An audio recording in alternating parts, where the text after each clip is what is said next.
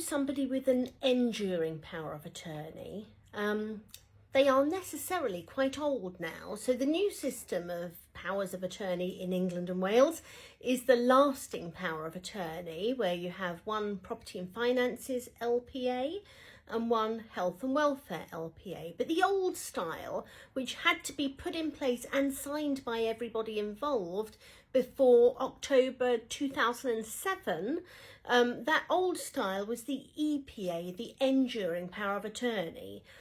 Now, an EPA only ever referred to property and finances, not health and welfare.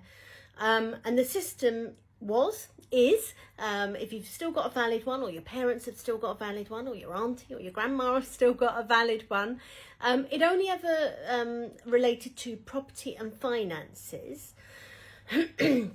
And that person could authorise the use of it just because they wanted it to be used. It was convenient, and it would never be registered unless and until that person is becoming or has become mentally incapable. So that's very different from the new LPA style documents, which have to be registered before they're used. The old style EPAs are only registered if that person is becoming or has become mentally incapable. And that is a duty that the attorneys take on when they sign an EPA back in 2007 or before.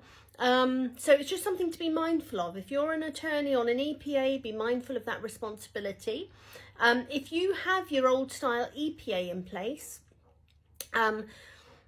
and you know it only refers to the property and finances, you may consider having a health and welfare new style LPA in place. So I know this is a lot to take in.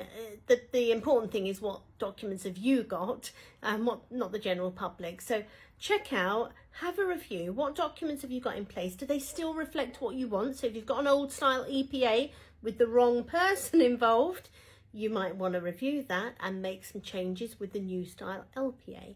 If you look back at your EPA and you think, yep, spot on, that's exactly what I want, great. If you did it before your children are adult and you now have the opportunity to include them in a new style LPA, then have a conversation, chat it through with somebody who specialises in this work, and make new decisions. So my name's Jane. I'm always up for a chat. Our number here is 01727 840 240, and it's option 3 for me. It says wills and probate, but that does include all things LPAs, EPAs, and just a general natter.